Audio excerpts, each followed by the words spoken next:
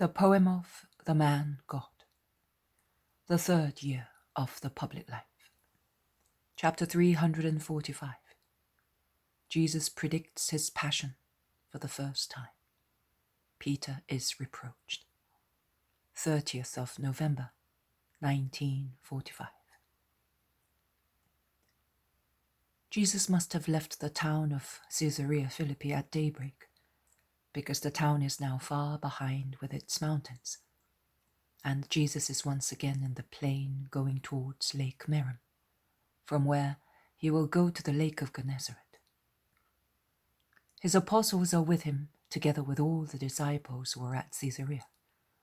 But no one is surprised to see such a numerous caravan on the road, because there are many more caravans of Israelites or proselytes going to Jerusalem from all parts of the diaspora, as they wish to remain some time in the holy city, to listen to the rabbis and breathe the air of the temple for a long time.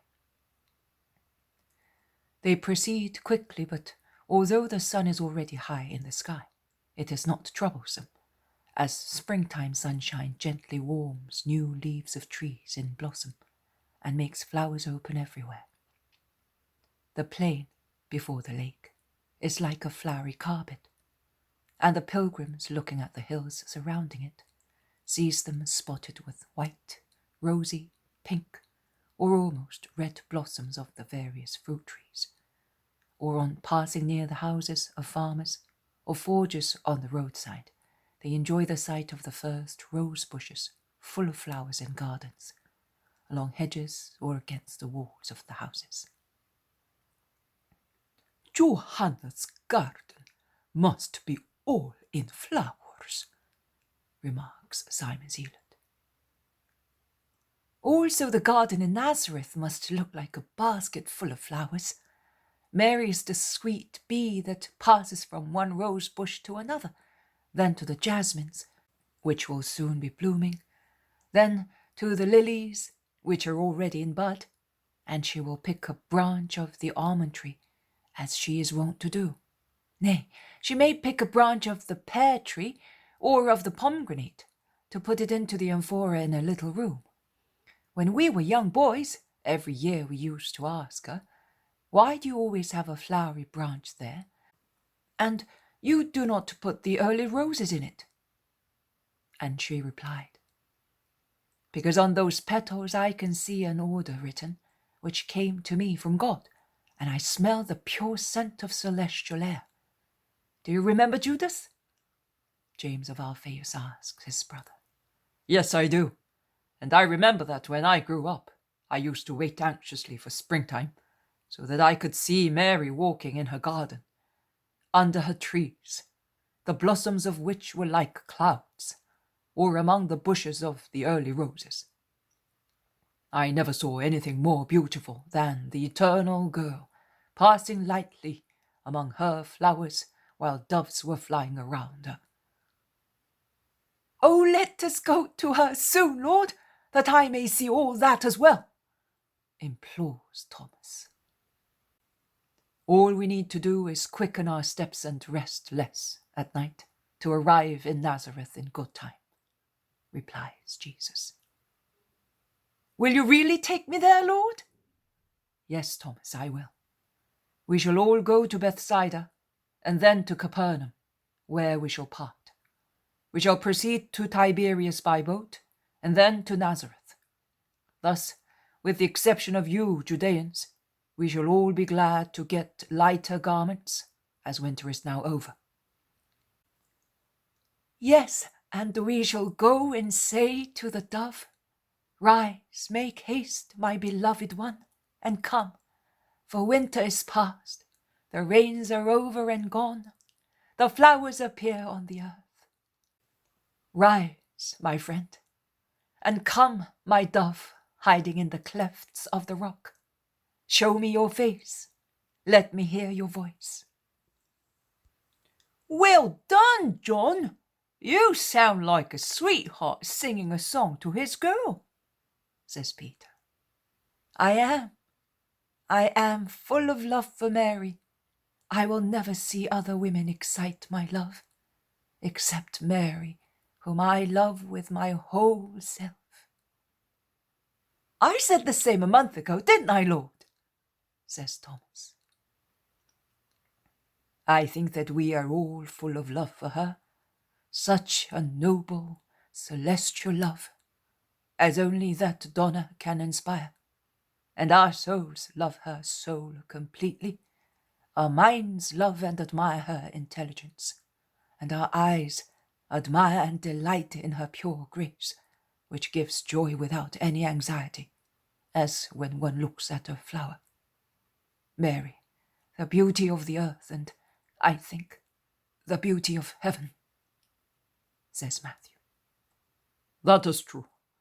We all see in Mary what is sweetest in women, the pure girl, and the most sweet mother. And we do not know whether we love her more for the former or the latter grace, says Philip. We love her because she is Mary, that's it, remarks Peter. Jesus has been listening to them, and he says, You have all spoken very well. Simon Peter is quite right. One loves Mary because she is Mary. On our way to Caesarea, I told you that only those who join perfect faith to perfect love will be successful in understanding the true meaning of the words. Jesus, the Christ, the Word, the Son of God, and the Son of Man. But I can now tell you that there is another name full of meaning, and it is the name of my mother. Only those who add perfect faith to perfect love will succeed in understanding the true meaning of the name Mary, of the Mother of the Son of God. And the true meaning will begin to appear clearly to the true, faithful, and loving ones in a dreadful hour of torture, when the mother is to be tortured with her son, when she co-redeems with the Redeemer, in the eyes of the whole world, and forever and ever. When? Asks Bartholomew, while they stop by the side of a large stream where many disciples drink. Let us stop here and eat our bread. It is midday. We shall be at Lake Merom by evening, and we shall be able to get boats and shorten our journeys, replies Jesus evasively. They all sit down on the tender grass on the bank of the stream in the warm sunshine, and John says, It is a pity to spoil these little flowers, which are so gentle. They look like little bits of the sky, which have fallen here on these meadows. There are hundreds and hundreds of myosotis. They will grow more beautifully tomorrow. They have bloomed to turn the earth into a dining room for their Lord, says his brother James to comfort him. Jesus offers and blesses the food, and they all eat happily. All the disciples, like sunflowers, are looking at Jesus, who sat in the center of the row of his apostles. The meal is soon over. It was made tasty by serenity and pure water. As Jesus remains sitting, no one moves. The disciples move a little to come closer and hear what Jesus is saying to the apostles, who have asked him questions on what he said before about his mother. Yes, because it would be a great thing indeed to be my mother according to the flesh. You must consider that Anne of Elkanah is remembered as Samuel's mother, and he was only a prophet, and yet his mother is mentioned because she bore him. Thus, Mary would be remembered with the greatest praise for giving Jesus, the Saviour, to the world. But it would be too little as compared with what God exacts from her to fill the measure required for the redemption of the world. Mary will not disappoint God's desire. She has never disappointed him. she has given and will give herself completely, both with regard to requests of total love and to those of total sacrifice. And when she has accomplished the supreme sacrifice, with me and for me, and for the world, then the true faithful and loving believers will understand the real meaning of her name. And forever in the future, each true, faithful, and loving believer will be granted to know it. The name of the great mother, of the holy nurse, who will nourish all the children of Christ with her tears, to bring them up for the life in heaven. Tears, Lord? Must your mother weep? Asks the Iscariot. Every mother weeps, and mine will weep more than any other. Why? I made mine weep sometimes, because I have not always been a good son. But you never grieve your mother. No, I do not grieve her as a son. But I will deeply distress her as Redeemer. There are two who will make my mother weep endless tears. I, to save mankind by its continuous sinning. Every man who has lived, is living, or will live, costs Mary tears. Why? Asks James of Zebedee, who is obviously astonished. Because every man costs me suffering to redeem him. But how can you say that with regard to those who are already dead, or not yet born? The living, the scribes, Pharisees, Sadducees, may make you suffer through their charges against you, their jealousy, their wickedness, but nothing more than that, states Bartholomew confidently. John the Baptist was also killed, and he is not the only prophet killed by Israel, or the only priest of the eternal will killed because he was disliked by those who disobeyed God. But you are greater than a prophet, than the Baptist himself, your precursor. You are the word of God. The hand of Israel will not rise against you, says Judas Thaddeus. Do you think so, brother? You are wrong, replies Jesus. No, it cannot be. That cannot happen. God will not allow it. It would be a perpetual humiliation of his Christ. Judas Thaddeus is so excited that he stands up. Jesus also stands up and stares at his pale face and sincere eyes. He says slowly, and yet it will happen. And he lowers his right arm, which he had raised, as if he were swearing an oath. They all stand up and press close around him, a circle of sad, incredulous faces. Voices can be heard whispering. Of course, if it were really so, Thaddeus would be right. What happened to the Baptist was wrong, but it extolled the man, a hero till the very last. If instead it should happen to the Christ, it would diminish his fame. Christ can be persecuted, but not humiliated. The unction of God is upon him. Who would continue to believe in you if they saw you at the mercy of men? We will not allow that. James of Alphaeus is the only one who makes no comment. His brother chides him. Are you not saying anything? Are you not reacting? Have you not heard? Defend the Christ against himself.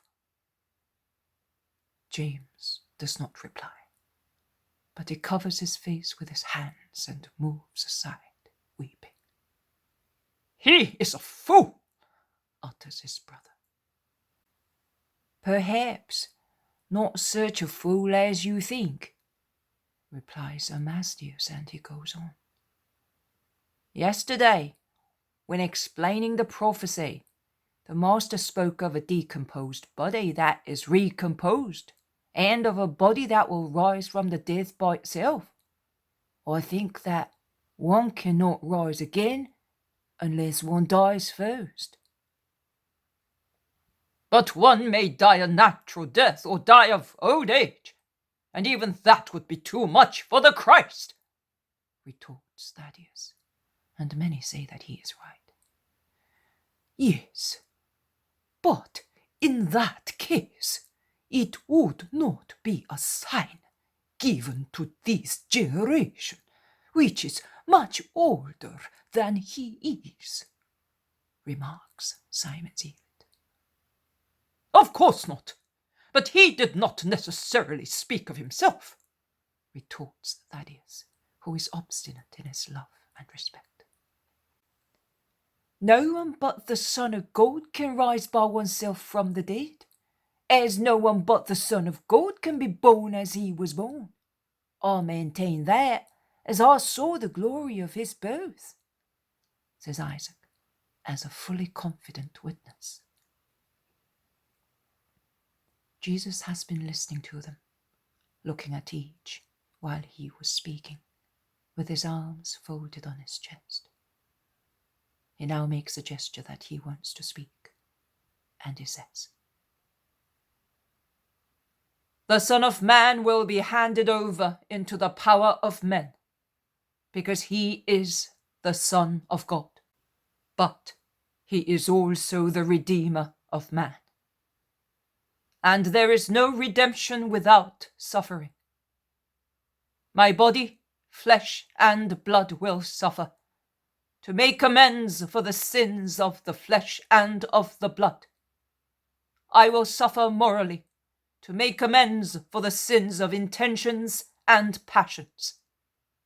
And I will suffer spiritually for the sins of souls. My suffering will be complete. Therefore, at the appointed time, I will be captured in Jerusalem, and after suffering grievously at the hands of the elders and high pontiffs, of the scribes and Pharisees, I will be sentenced to disgraceful death. And God will let them do so, because it must be so, as I am the Lamb who is to expiate the sins of the whole world. And in deepest anguish, which my mother and few more people will share with me, I will die on the scaffold.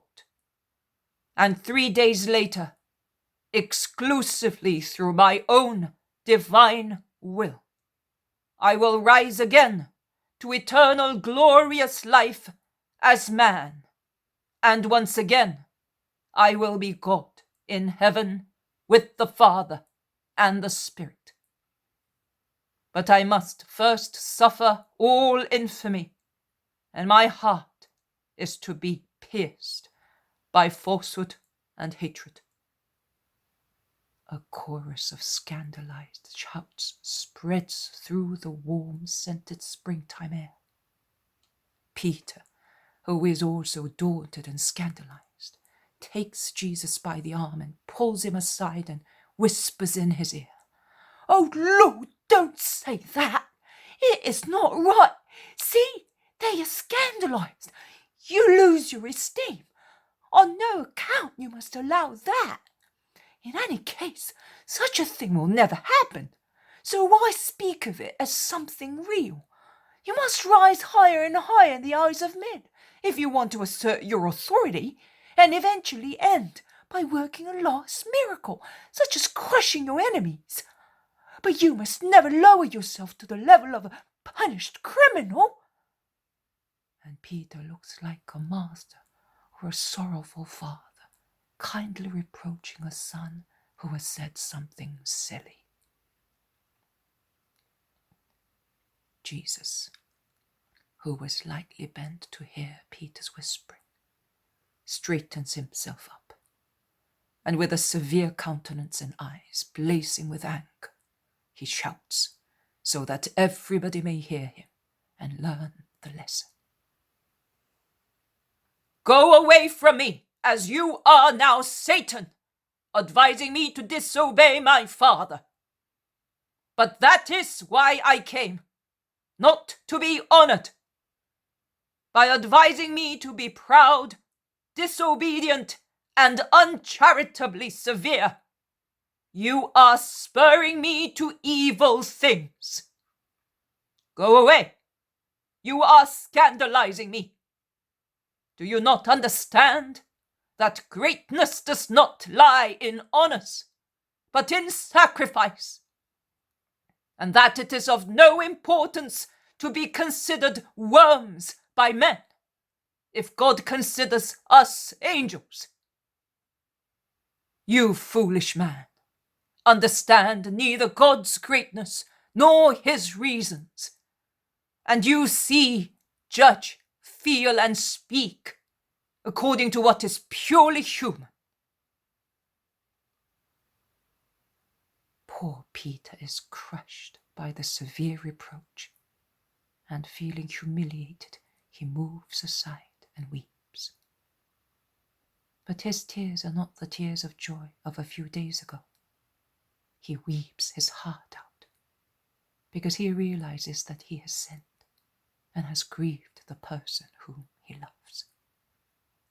And Jesus lets him weep. He takes off his sandals, pulls his clothes up, and wades the stream. The others follow him silently. No one dares say a word. Poor Peter is the last in the group, and in vain Isaac and the zealot endeavour to console him. Andrew turns round several times to look at him, and then whispers something to John, who is utterly depressed. But John shakes his head in denial. Andrew then makes up his mind. He runs forward and reaches Jesus. He calls him in a low, trembling voice. "Master! Master!" Jesus lets him call several times. At last he turns round with a severe countenance. He asks, "What do you want?" "Master, my brother is distressed. He is weeping." "He deserved it." "That is true, Master, but he's a man. One can make mistakes when speaking." "In fact, what he said today was quite wrong," replies Jesus. But he is not quite so severe now, and the sparkle of a smile mitigates his divine eyes. Andrew takes heart again and redoubles his effort in favor of his brother. "But you are just, and you know that he erred through his love for you." "Love must be light, not darkness. He turned it into darkness and bandaged his soul with it." "That is true, Lord, but bandages can be removed if one wants. It is not as if the spirit itself were in darkness. Bandages are the outside. The spirit is the inside, the living nucleus. The inside of my brother is good." "Well, let him remove the bandages that he put on it." "He will certainly do so, Lord. He is already doing it.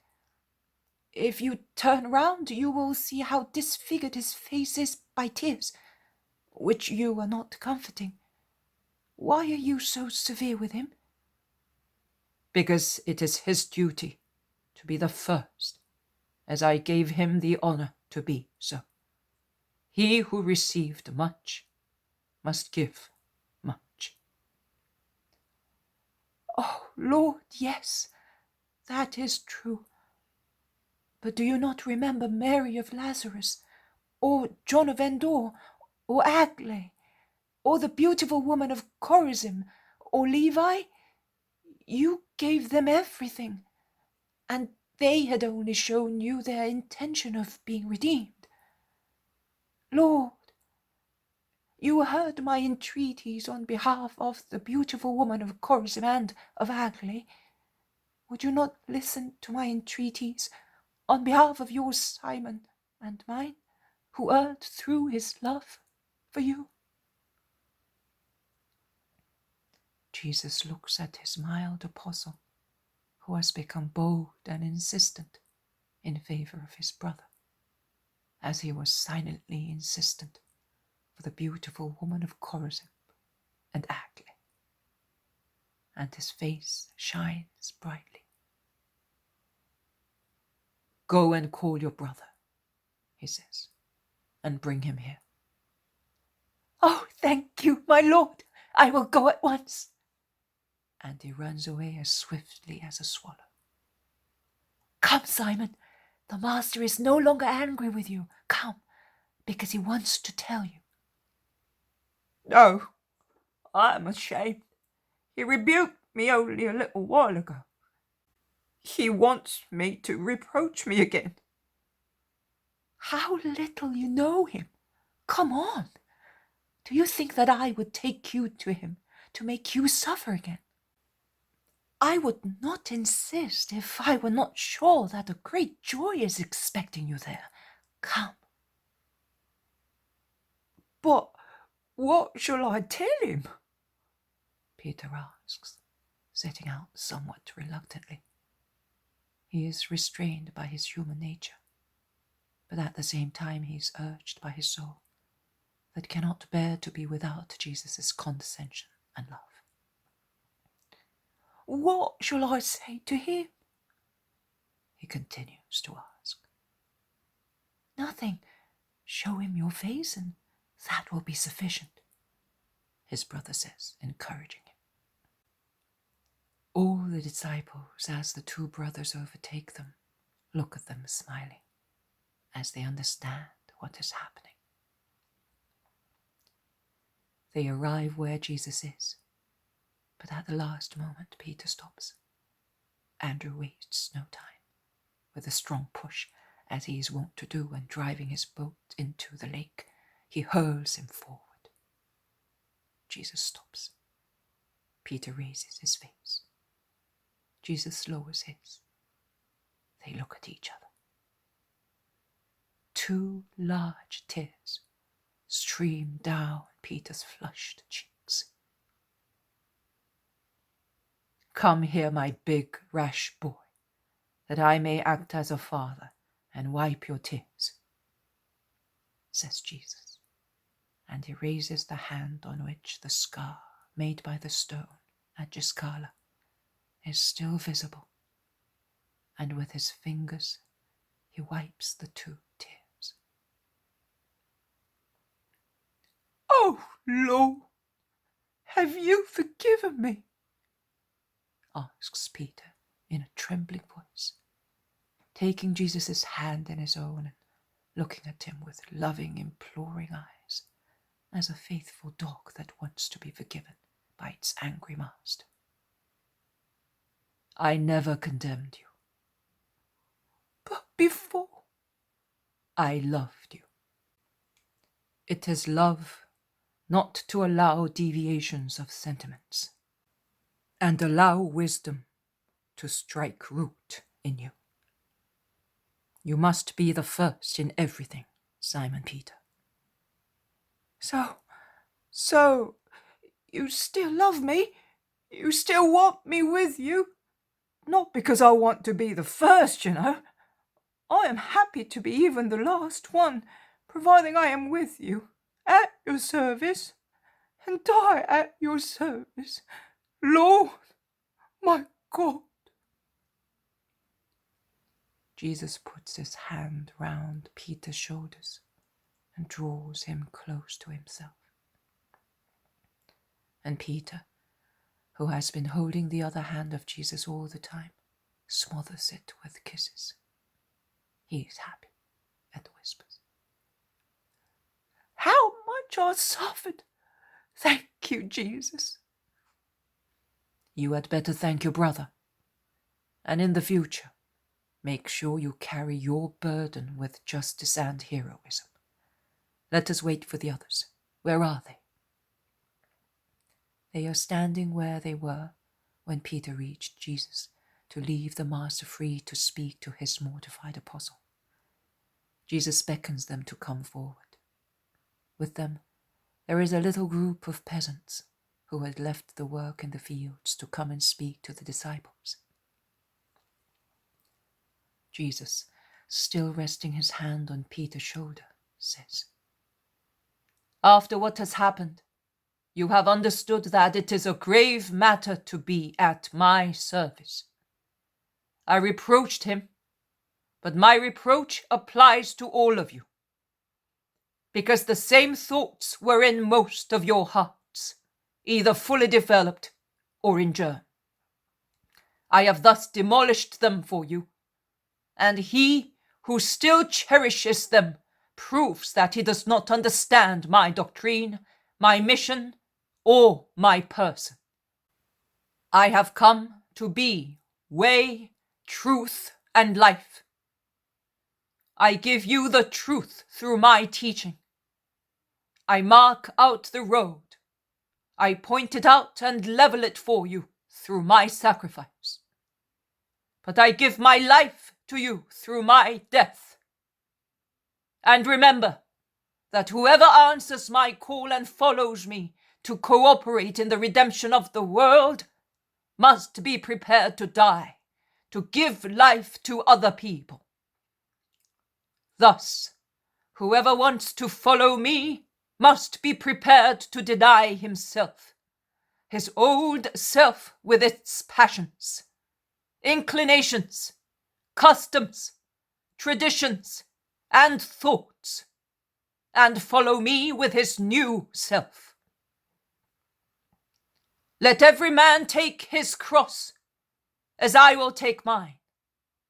He must take it even if it looks too defamatory to him.